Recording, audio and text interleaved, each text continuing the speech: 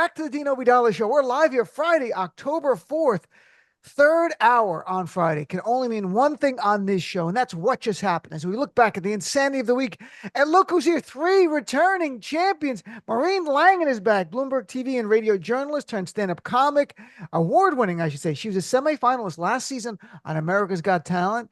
Sophia what's her name? Varga loved her.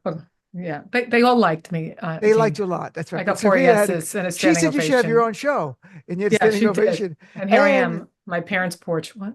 She's on her. And here's more of her intro. She made me read this verbatim. Her dry bar Okay. special is "Please Don't Make Me Hate You," and she just got back from 6-week tour of the Balkans, France, and England. Boy, are they happy!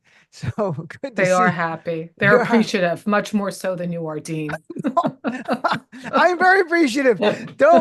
My default is sarcasm. It wasn't supposed to be sarcastic at all. Whatever. Nida Khan is back. My buddy, she's a comedian, not a comedian. She's a writer, journalist, producer, written for HuffPost, CNN, Essence, and so much more. She's been on many times before. Nida, nice to see you. Good to see you too. Sometimes I dabble in the comedy, but I don't know if it's funny. I try. So, well, we have a lot of that going around. So it's good to see you though. And I'm glad you over COVID because you had COVID last time we chatted and you're back. Now back, Brian Wohl is back, comedian performing all over. You see him on Hulu, Amazon Prime, and he co-hosts Smoke Show, a Try Guys series where Zach, I'm not sure who Zach is, but they smoke dope together with the dopest people. And Zach, I guess, is a guy who likes to smoke pot a lot, or is that what Brian? Who's Zach? He is. He is the host of the show that I've created, and yeah, he's one of the Try Guys, and he's trying to learn about the different strains of cannabis. And we recently got to smoke with Cheech and Chong, which was pretty wild. What? Yeah. I spent 3 hours smoking weed with Cheech and Chong. It was amazing. That would be like me having a catch with Eli Manning, or something like that. Like that's like a superstar. In fact, Cheech and Chong is a different generation. So do they still get high? I mean, their bodies must be so immune to everything. Oh my gosh, they got so high. We smoked 5 different ways in 3 hours. It was like fist bumping Ben Franklin at an orgy. That much better put than me throwing a ball. Look, you know how many times I've smoked marijuana in my life? One time and a couple of puffs, and that's it. That's all I did. And they said, no more for you. And that's the end. And I've done all this. I've never smoked. I'm such a nerd. I've never smoked. Maureen, are you high now? I do not like it. I get paranoid. I have the Irish mother telling me I'm going to die instantly. You're going to shame the family. It'll be in the papers. They'll have angel dust in it. Look what happened to Michael Cash around the block. He flew off his roof and now he's brain damaged for life because of the pot marijuana. That's how I was raised. So no, yeah, I think I'm going to OD on it. I'll be like, Brian, are you sure I'm not going to die? How do you know I'm not going to die? There's 5 strains. There could be something in one of the strains. I don't know. But now we know why Brian was late to the show. So now it all makes sense. It's 1 minute. It's just, that's the art. Let's talk about Marjorie Taylor Greene, who might be high, but if she was high, it would make sense what she says on some level, because you're like, oh, she has no control and her brain is going in different directions. She said on Twitter today, yet the quote, I'll just read the quote so everyone hears it. This is not a joke. She quote wrote, yes, they can control the weather. It's ridiculous for anyone to lie and say it can't be done. So again, yes, they can control the weather. It's ridiculous for anyone to lie and say it can't be done. And before you think it's just a random thing, no, there's a little bit more deviousness and maliciousness here. Then she posted a map of the areas affected by Hurricane Helene, overlaid with an electoral map by political party. So the they is probably Democrats, and the idea that we just had a horrific hurricane that claimed more than 200 lives, ravaged parts of 4 or 5 different states, and here she is trying to score political points saying that, oh, Democrats are the ones that killed your family members and destroyed your family's homes and made their lives miserable and all that. So there's the funny part, like you have to be something wrong with you, and then the darker part. So Nitha, what do you think here? Who is the they? Because we shouldn't assume it's a Democrat. She's got a history, the Jewish space lasers guy. So let's not forget, she was about, the Rothschilds were destroying fires in California. So that they could be anyone. Nitha, who do you guess the they is in the scenario? Like you said, it could be anybody. And it was interesting because Sam Stein tweeted her and said, who is the quote unquote they? And I'm pretty sure she didn't respond. It's so sad that somebody so profoundly ignorant and stupid has any sort of position of power. It's just an indictment of where we are, and it's really sad. And what I also find interesting, I don't know if you guys have noticed it, but there are so many conspiracy theories now about the weather. I mean, just everything from like weather machines to, you know, a whole bunch of stuff. And rather than admitting or acknowledging the fact that climate change is happening, that we continue to pollute the planet, rather than that, you see a whole bunch of conspiracy theories all over the place, left and right. So I'm not surprised at all as she said this. You know, but what I thought was really, really funny, going back to when she had her beef with what's her name, Laura Loomer, that was very entertaining when the two of them were going at it on Twitter or wherever they're. Brian, I have to be honest.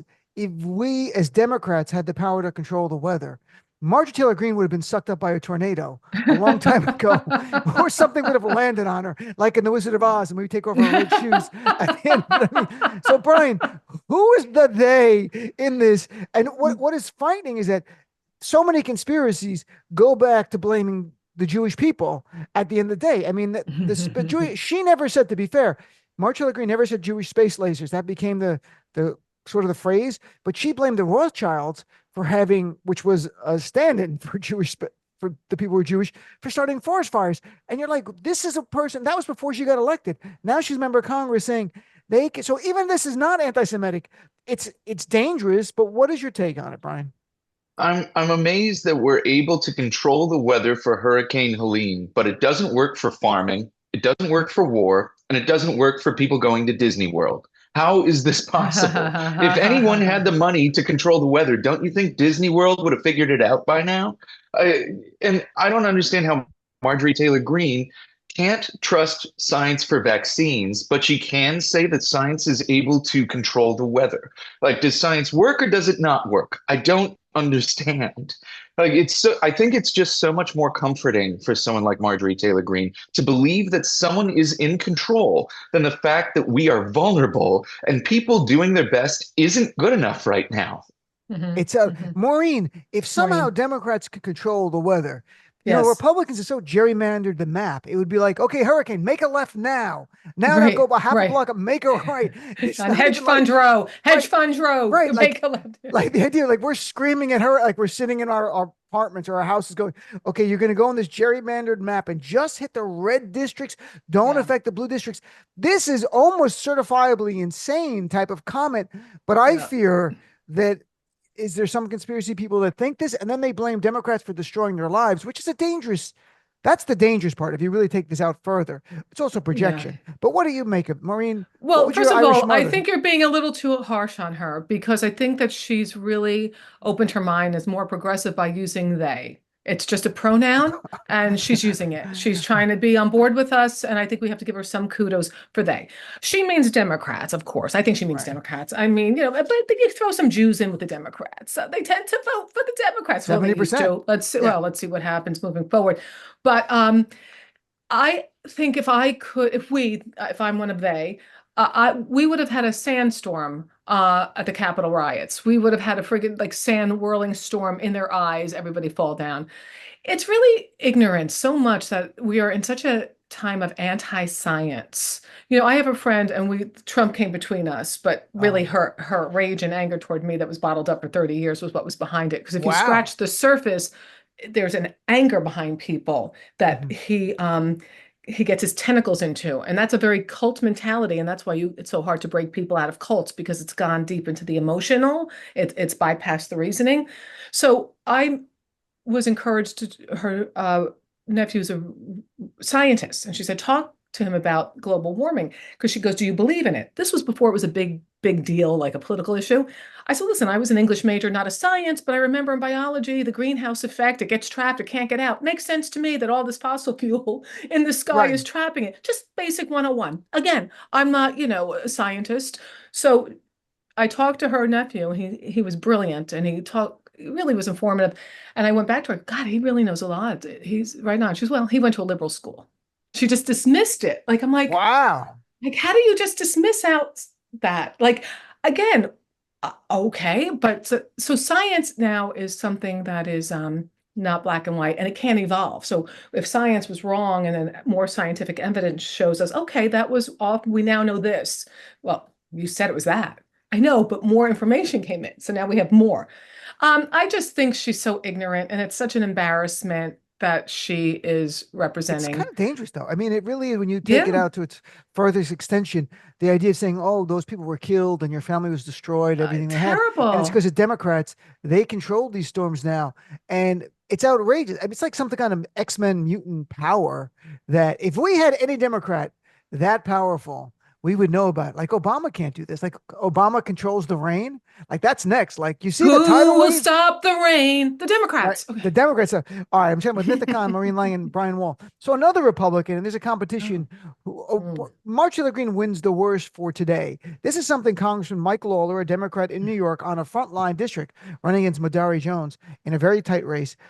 Turns out in 2006, not 1966, not Yeah. 1976, 2006, he went in blackface for Halloween in an attempt to pay homage to Michael Jackson, who he said he liked a lot. And I don't deny that that's probably true.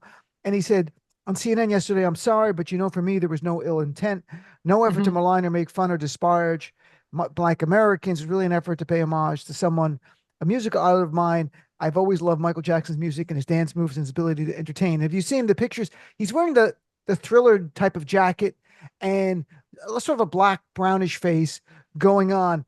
Let me just remind you, 2006. Okay, like this was 2006. It was a different time. So dude, that was a different. I remember Bush was president. Unbelievable. Friends was still on. All this stuff was going on. ER, I think, was a big hit. So who would have thought? I don't even know what to say here, Nitha. I mean, I don't know if he lived in an area that was mostly white people. Like if it was a diverse area, perhaps you could say like, well, he had black friends and they're like, go ahead, it's fun and all that kind of stuff. Maybe you could say that, but none of this makes sense to me. It was 2006. Nitha, Exactly. what do you think? Exactly. Like you said, it wasn't 1960 or whatever. I mean, it's just pathetic. And his non-apology of sorts was even more insulting too, or just as insulting, where he essentially said, like, "I'm sorry you're offended," which is the worst kind of apology you can ever give for anything. And there's no excuse. It's ridiculous. And I'm no fan of his to begin with. So this just kind of adds to everything that I already know about him and just confirms things that I already thought about him. Just disgusting. There's no excuse for it. 2006, I mean, come on. I agree. Brian, look, he was on CNN yesterday. If he had broken into an amazing Michael Jackson impression, if he had moonwalked across the set, you'd be like, okay, maybe this really was an homage thing. What is kind of weird, I'm not kidding, it said like he was so obsessed with Michael Jackson that in high school he flew from New York to California to watch the Michael Jackson trial where he was charged criminally with molesting children. I'm like, you went to that for fun? Like, what is wrong with you, Michael Lawler? This might even be a bigger part of the story than the blackface. Right. I'm glad you latched onto that too, because that's exactly what stuck out to me. Not only did he fly from New York to California in 2005 to attend the criminal trial, but the judge ejected Mike Lawler from the courtroom because Lawler muttered something derogatory about Jackson's accuser. Like, that is pretty extreme. So he really was a real Michael Jackson. Like that, I didn't know that last part that he was thrown out of the court he was. for being. It's still look. I mean, it's still hard to believe the blackface stuff is defense. It's not defensive. It's 2006. People would have known. I was doing some Googling. There was a huge explosion. This thing, Google, Maureen, it's new. I was doing this thing and I put words in and it said, when I put in blackface controversy and stuff, a lot of it came up like 2017, 19, 20. I'm not sure what was going on in our society then that made it come up then, because I worked at Saturday Night Live in 2000 when Jimmy Fallon did blackface as Chris Rock. And no one on the staff there was like, I don't think you should do that. It was so it just putting in context, society for some reason was like, well, he's playing Chris Rock. Like it wasn't doing blackface like a minstrel show. He's playing Chris Rock, and I guess it was okay. And then later, Jimmy Fallon's had to apologize numerous times for that. So that's 6 years before this. And I wonder if society, maybe we're misremembering in 2006, maybe if you were doing actually an impression of someone, like if you're doing a minstrel show, it's outrageous. It was never right. But I wonder, and I'm not defending it. I'm just trying to make sense of where we were in context as a society. Yeah. Mike Lawler and I are the same age. And I can tell you, if somebody in 2006 was dressing in blackface for Halloween, we would have thought he was weird too. Like, these guys are weird. This is weird. It's weird to fly to California in 2005. It's weird to get ejected from a courtroom. It's super weird. This decision making, it's terrible. And I think that's more of an indictment of Michael Lawler, is that he makes poor decisions and he's a weirdo. But also Michael Jackson was a pretty big weirdo, you know, chucking his kid halfway out a window by his ankles, the baby, naming a kid Blanket, you know, maybe molesting children potentially. I mean, you know, so, you know, people find their own level. They find, you know, their people. But I do have to do a true confession if this ever comes up.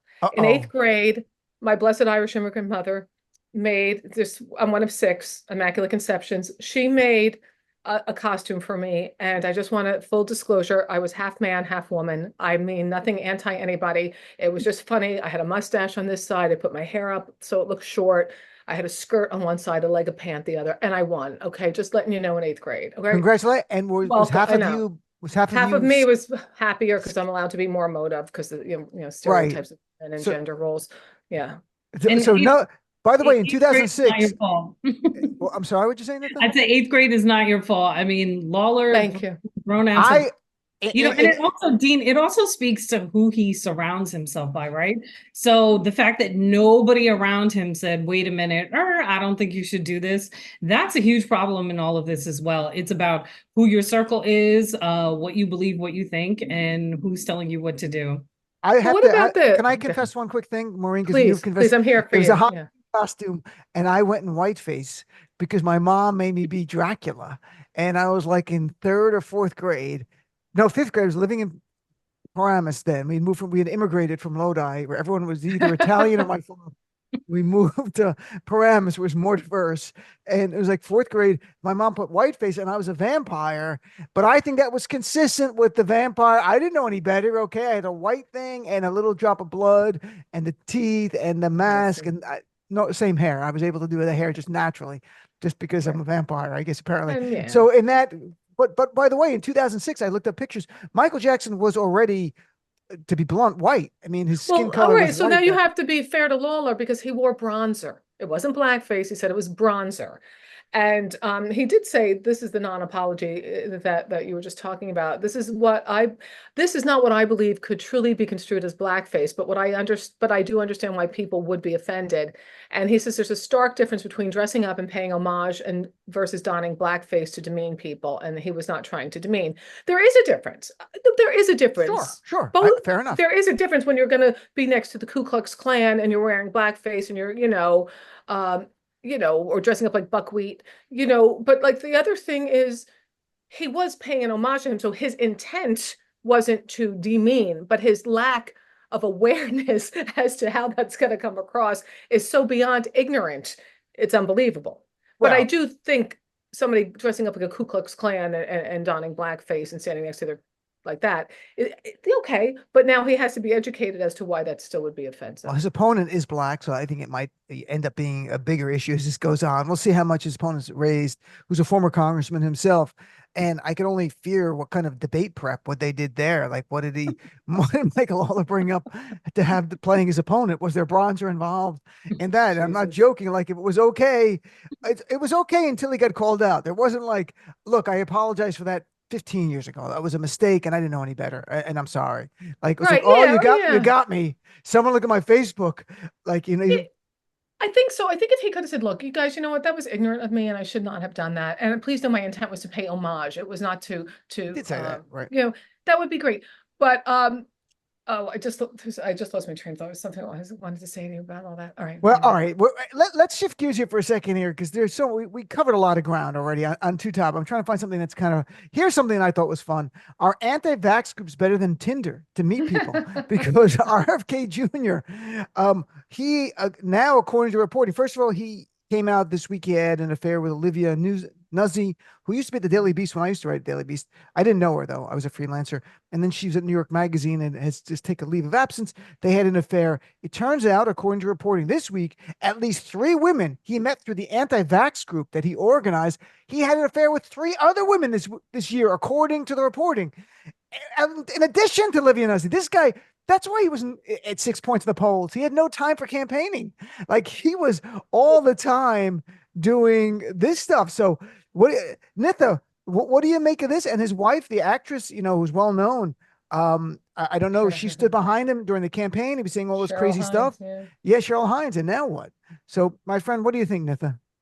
I must say this is the most relaxed show of yours that I have been on, or the least serious I think in a long time. I'm trying to make it lighter because I can't.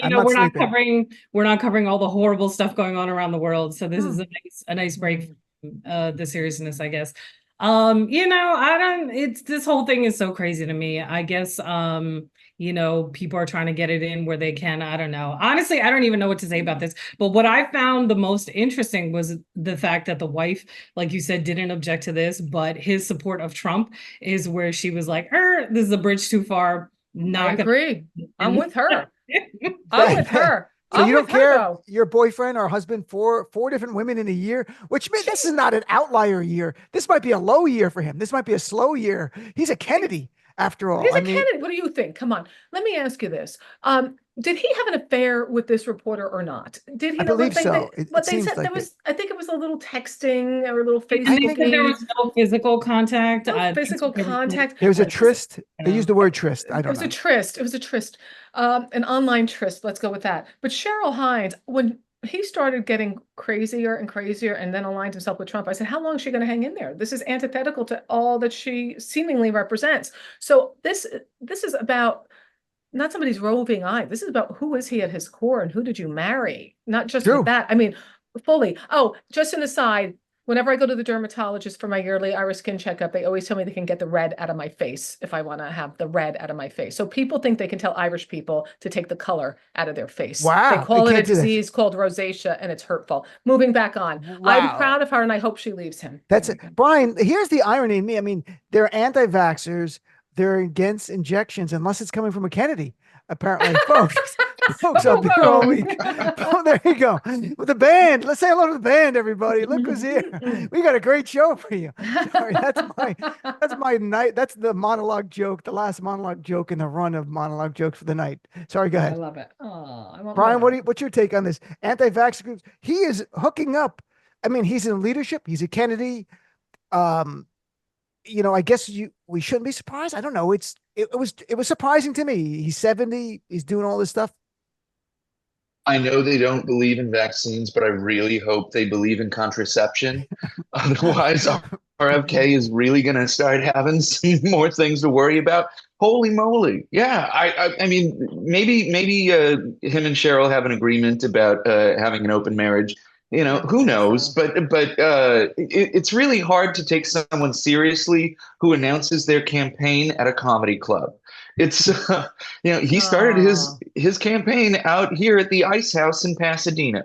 So how can you ever take this guy seriously? I'm amazed that he was taken as seriously as he was.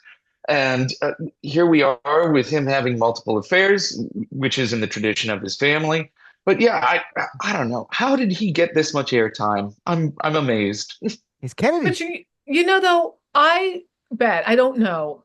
My sense is that Cheryl Hines is not happy about this tryst online or whatever. I don't think she would be happy about it all. I don't believe they were in an open marriage.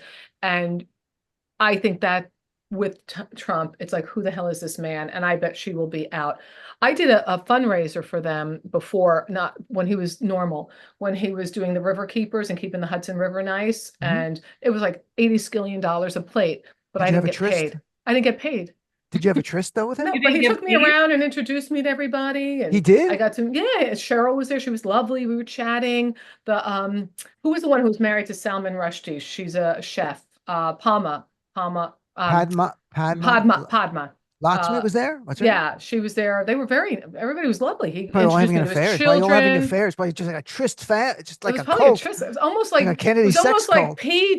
Diddy Daddy freak without all the freaky. It was on the way. I'm not even sure what that means anymore. Like that. All right, let's take a break. We got a lot to cover, including I want to have help here with Melania Trump. Like, what's the game? What is because all the Trumps are about making money. I don't care if you're born into it or you're married into it. So we'll be right back with what just happened. Nida Khan, Maureen Langan, and Brian Wohl right after this quick break. Ready? And welcome back. Dean Obeidallah show. It is still October 4th. Wow. Maureen Langan didn't Crazy. leave. What lost No. that bet? Maureen Langan, Nida Khan, and Brian Wohl remain here. So I have to get your reaction. Melania Trump, they leaked the book, and it somehow got leaked to the left-leaning publication, The Guardian, which is kind of interesting, as opposed to, like, say, the National Review or Fox News or whatever.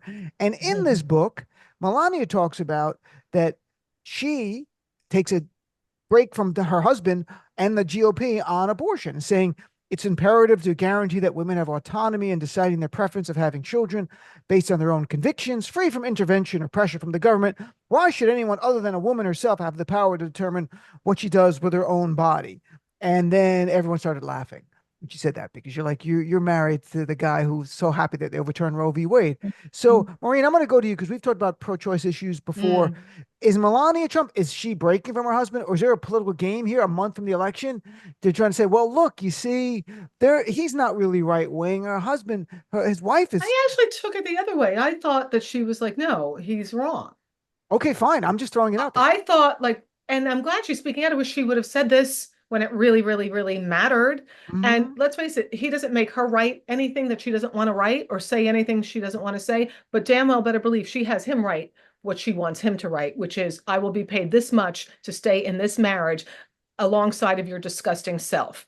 I will do whatever it takes because I got in America on an Einstein visa, saved for the most brilliant among us. We need these people in America so badly. We have to pluck them.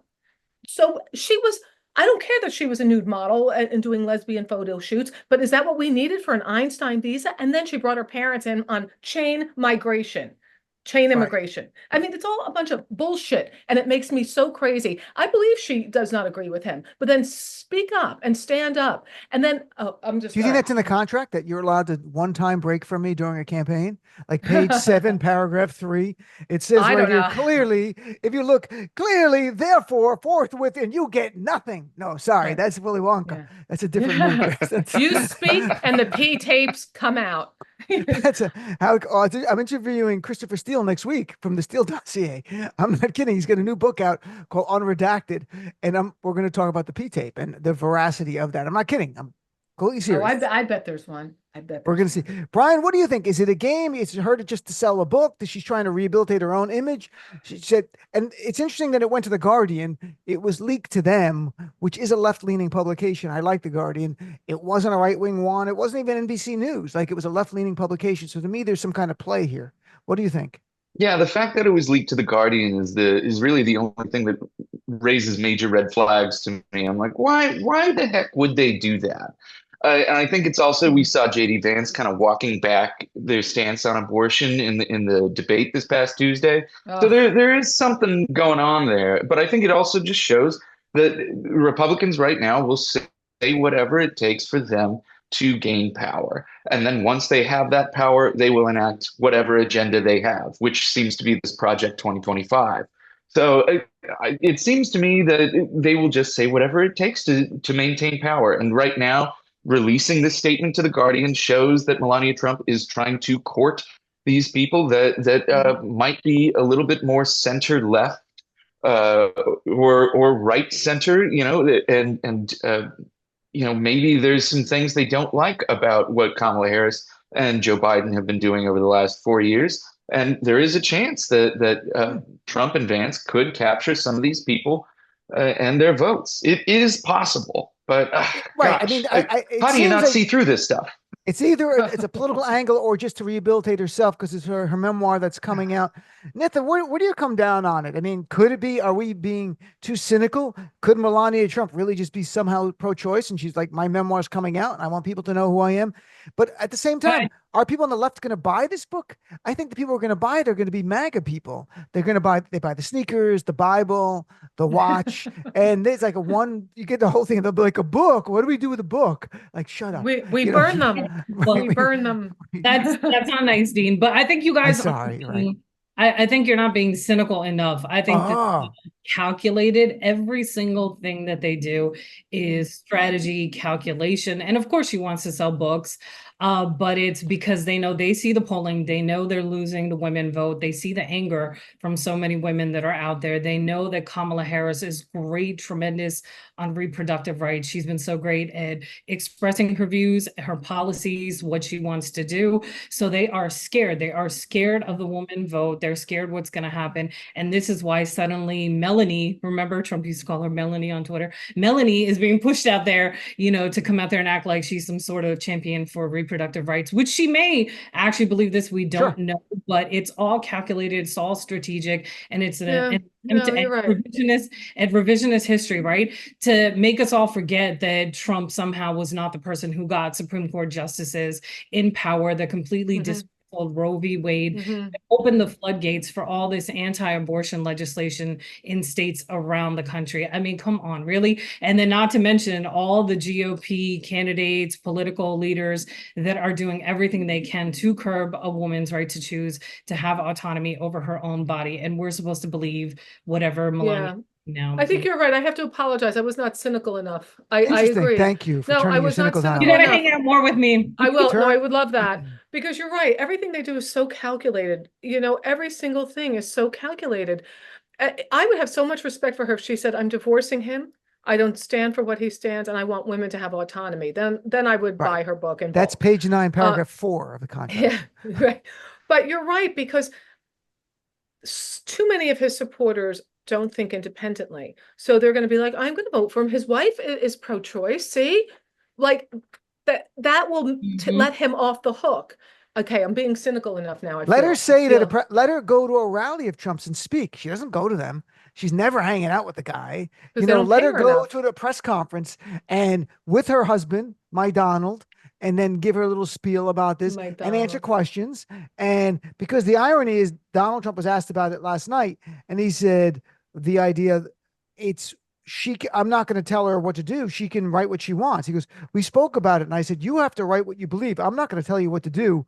Meanwhile, Republicans in 14 states are telling women what to do with total abortion bans, and about 20 states overall telling women what to do at 6 weeks or 10 weeks into pregnancy. So Donald Trump seemed reasonable. I don't tell women what to do. I just grab them, because I'm a celebrity, that kind of stuff. This is the reality of the world we live in now. So I'm chatting with our friend Nida Khan, Brian Wohl, and Maureen Langan. One of you touched on the debate. I can't recall one. Was anything stand out? The debate seems so long ago, because life every day is just filled in with so much more stuff. But anything stand out on the Walls Vance debate? Anything you liked, didn't like, Maureen? Okay, first of all, it was like codependence or us meeting. The two of them. No, I agree with you. No, I agree with you. Stop it. Walls, I know he was nervous at first. God love him. This isn't his forte. I understand that. But when Vance was saying that Trump saved Obamacare, my head exploded. And Walls basically didn't even push back. How about 13 attorneys general fought to overturn it? How about that? Trump has vowed to overturn it. And what are you talking about? My head exploded about that. And he didn't push back on so many things that he should have pushed back on. Did you want him to do that? I mean, he's the nice guy. He can be a nice guy. You can be firm. You can say, go ahead. But on the ACA, he did say John McCain, if he didn't vote against it, it would have been gone. Wasn't strong enough. No, he let things slide. He's from Minnesota. In Minnesota, that was a burn. I'm from New Jersey. I'm really nice. We're from Jersey, New York, right? I'm from Jersey too. You got to say things like, this guy's full of shit over here. Let me tell you the truth. He could have just been like, no, Vance, you're wrong. 13 attorney generals fought to overturn it. It went to the Supreme Court, sir. You're absolutely right. No, if you're from Jersey, it would have been like, hey, why don't you go fix your eyeliner? Let me talk here about the truth. Like the Jersey guy would have been much of a... Anything stand out for the debate for you? Well, I completely agree. And actually, Dean, if you look at every time he was on the stage with Kamala, right, when he came out and spoke at the rallies or wherever, much, much, much more forceful. And to me, it looked like they completely muzzled him. Whoever did the debate prep just prepped him too much, made him extra nervous, scared, told him, not to be as combative or whatever they told him to do. It was completely the wrong information and the wrong prep, because they should have let him be his authentic self. Like, it was very frustrating to me to watch that debate, because sadly, at the end of the day, what happens with a huge segment of the population, it's not even necessarily what you're saying, what your policies are, but how you say it and how you come across. And that's all they saw. They saw Vance was confident, he put two sentences together, which is way more than Trump ever does. So they were like, oh yeah, I could see, I could vote for him. Or it made them feel comfortable with then voting for Trump, because they know that Vance is going to be there as well. And unfortunately, Walz just looked too weak. And like Maureen said, there were so many things where he could have hit him on. He didn't even bring up the craziness about Springfield and everything they've done to the Haitian community. I mean, there was so much. A little bit. But you're saying not forcefully enough. Like, he did say it as factually, like they have to escort the kids. But it wasn't school. like there was a lot he could have hit him with, and I'm like, come on, this is a debate. Where protecting women? Where is this? And we have to do better by women. No, you screwed it up. Well, you didn't do right by women. Right. Just come back. No. Oh, like JD. We want to protect. Yeah, we want to protect you have to get women to trust. Trust us. I don't trust you, you piece of crap. You know what Van Jones and CNN said? They were sanity washing Vance. They were trying to make him look like the same person, putting on a nice outfit and then having him speak calmly. Do you know when you're talking to a lunatic and they speak very calmly to you? Yeah. And you're like, Gene, you're right. I'm protecting women. Right now. And then you just want to go, Exactly. Brian, what about you? Did anything say? Now, do you think that Tim Walz let people down? I mean, Maureen and Nida really all over Walz, saying he let people down. His favorability numbers went up after, for what it's worth, in various polling. Yeah, it seemed like the numbers went up a lot for Tim Walz after this debate, and I thought what stuck out most about the debate was how boring it was. Yeah. And because it was so boring, I think it made a lot of folks tune out. But also, the big highlight moment of the night was JD Vance saying, "I thought we weren't fact checking," and complaining about that. I thought that really stuck out, and I feel like that's stuck out to most of the people that watched. He was upset about getting fact checked. Tim Walz was definitely checked about lying 35 years ago about being in Asia or something like that. So yeah, both guys got checked about things that they misspoke about or lied about, but only one of them pushed back about getting checked. And I think that was that was something that registered for the audience. And let me just read the lie about the. Oh, go ahead. I'm sorry. I was going to ask a question. Well, let me just read lie about. Yeah. Do you want to ask if Walz lied? No, he misspoke. He was 8 weeks. He got the dates wrong 8 weeks about when he was there in China. Literally, it was an 8-week difference. He was there in China. Oh, so it wasn't like he was at a Chinese restaurant. No, he was there. He was in Asia. Okay. So here was the line when they fact checked JD Vance on Haitian immigrants, because he keeps saying they're illegal and they're not. They're here legally. And he says, Margaret, the rules were that you guys weren't going to fact check. So when you're upset, when he said Margaret, he used her first name, Margaret, as a woman, you should not be allowed to speak. But if you're going to speak, how dare you fact check me? I'm going to take away your reproductive freedom, but I want women to trust me. So Margaret, the idea, I wish they would have left the first part in, because he literally said Margaret, the rules were, and they cut out the Margaret so much. But if you go back, I think the Margaret's more damning in a way. There's something unnerving about Margaret. Like, it's very Stepford wife type of Hal 2001. Why are you doing that, Dave?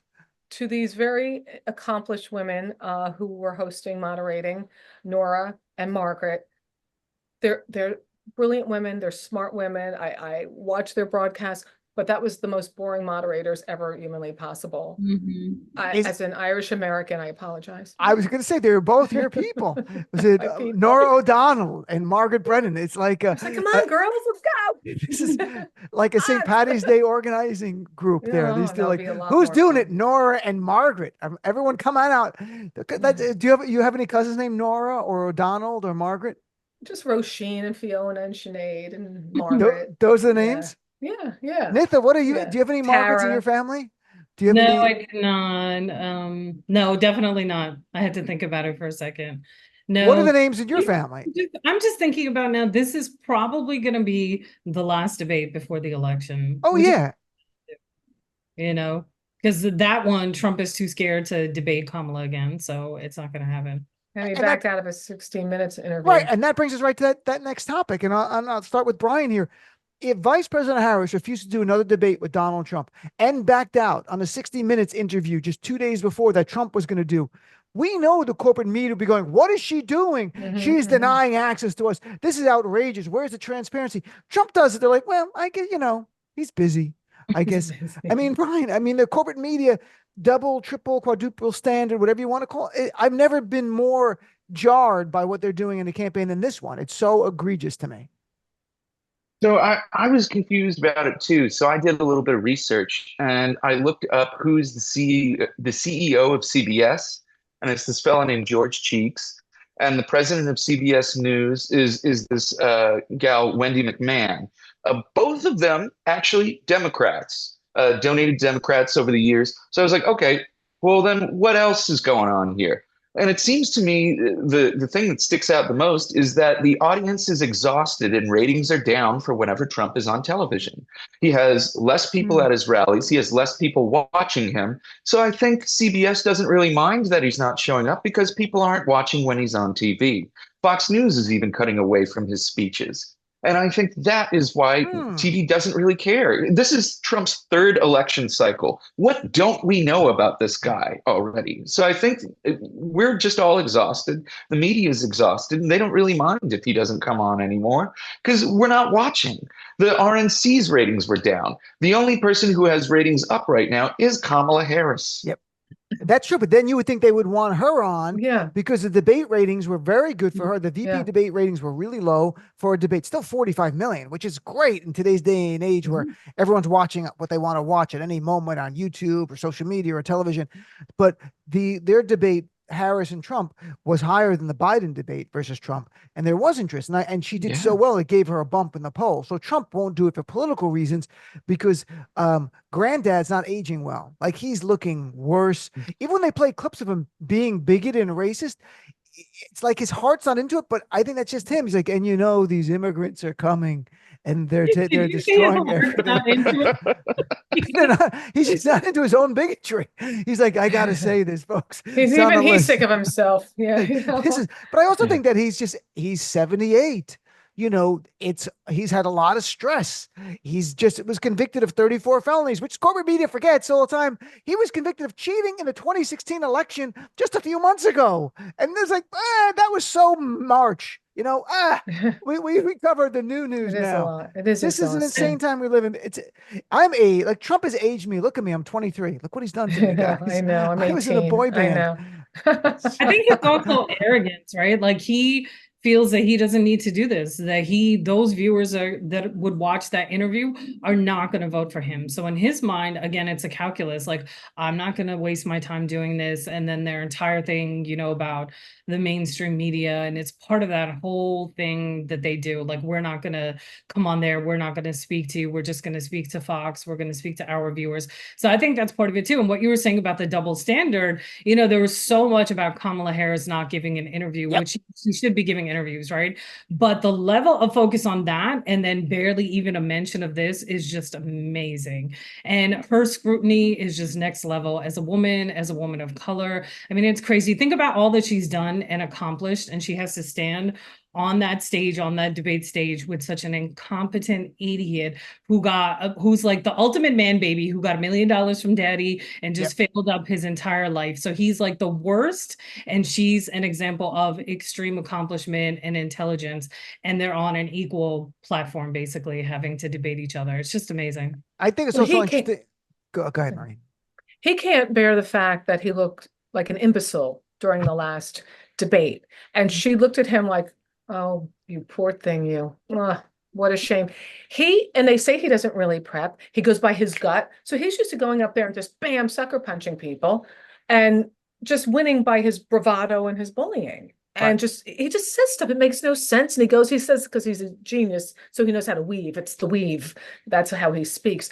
It's incoherent.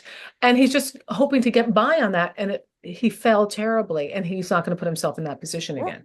Right, because corporate media sane washes him. He'll do a 2-hour speech, which is meandering, rambling, really not making sense, to be blunt. And they'll find 2 lines in it and go, you see what he said here? You're like, the rest was a mess.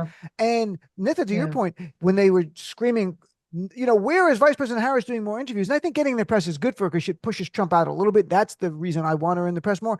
But they're like, Trump's doing interviews. He's doing like the Klan podcast. Like he's reaching his base. He's not going on CBS or NBC News and being questioned by really not even the political ones, like more straight down the road. But he's doing it literally just on podcasts of people that there's an alt-right podcast he's on today. And they're like, Donald Trump, you're the greatest president. No, you're the greatest president. Like that's the reality. So we got a couple minutes left. Last thing, SNL kicked off their 50th season. And I have a soft spot in my heart for SNL because I worked there for 8 seasons on the production staff. And I always liked this show as a child. Like it really is the reason that I started to gravitate towards comedy. It had the highest viewers in 4 years for a start of a season. 5 million. I remember when I worked there, like 9 million was a bad night. And that was like in the 2000s. Things have changed so much early 2000s. But Brian, did you watch any of it? And do you think SNL can have an impact on reaching people who don't follow politics closely? I did watch it. And I do think SNL still has a major impact on it. Because don't forget, SNL is putting all of their sketches out on YouTube. People are able to consume it through different outlets. Just because the ratings are down on television doesn't mean that people aren't watching these clips on TikTok, YouTube, and Instagram. It's out there, and these things are being talked about. I know a lot of folks that were having a great laugh about Dana Carvey's Joe Biden. He was hilarious. Great. He was hilarious. It was great. Yeah. Good point, Brian. I think Brian makes a really good point. He's a smart guy. That's why he's on the show. Yes, he's a very smart guy. Those 5 different pot strains really they I gotta watch your podcast. Sounds insane. But good time. I watched it through clips and it was really very effective. And watching it's just great watching them, become Kamala or become Joe Biden or Gaffigan. Or Maya Rudolph. I want Kathy Hochul to become really famous because people said I could play her. So I want that to happen. I could see that. All right. Nida, did you pay attention to SNL at all? Yeah, of course. I watched it. I thought the opening was great. They all, like you said, they were all the characters. They played them very, very well. And it's good to see Maya Rudolph back. And I think, if anything, it'll provide some much needed comic relief during this season. And forward, depending on what happens, or actually either way, we're going to need this, we're going to need comic relief, which is why I love coming on your show, Dean. Because we have some moments of comedy in between the heartache and stuff like that. And I think SNL, the most effective thing it does is reach people who don't follow politics, younger or older, doesn't matter anymore. And they'll see Maya Rudolph doing Kamala, but actually touching on the real things like reproductive, like I'm going to protect your for Georgia. Like that kind of thing about reproductive freedom, and we're not going back and that kind of stuff. And then the Trump guy from the cast is playing it like Trump, a little bit, and people are learning a little bit. But all right, so before we run out of time, I want to give everyone a chance to plug some of the great stuff that you're doing. Maureen Langan, just back from a 6-week tour. What are you doing next? What's next? Well, I have a bunch of dates coming up, but I'm going to be at the Punchline in San Francisco one night only on October 16th. It's a Wednesday night. Come on out. And then my big show in New Jersey, I'm going to be at the Morristown Performing Arts Center in Morristown, New Jersey on January 4th with Bobby Collins. That's a double bill. And go to my website or all the stalking sites, Instagram, Facebook, and TikTok at Maureen, Langan, Maureen Langan. And Nitha, my friend? So I'm still, unfortunately, on Twitter, X, whatever you want. It's Nida Khan, Nida Khan, where I tweet about all the horrible stuff going on in the Middle East and around the world and horrible news. Fun stuff. And Brian, what about you? Where can people follow your work? Oh, you can always find me at Brian Wohl on all social media platforms. Check out Smoke Show. The interview with Cheech and Chong was really fun. I got to ask Chong about being cellmates with Jordan Belfort, the Wolf of Wall Street. That was pretty wild. Yeah, and they told some great stories about how they used to party with Jack Nicholson and Kareem Abdul-Jabbar, and also how they used cannabis to treat cancer, because Tommy had rectal cancer and prostate cancer, and he used cannabis to treat that too. So he's 86 years old, still going, and hilarious. I'm talking about blowing smoke out of your ass. Good for him. Up in smoke. Well, all 3 of you have been great. I really appreciate all 3 of you being on. We'll take a break, come back with more of the show.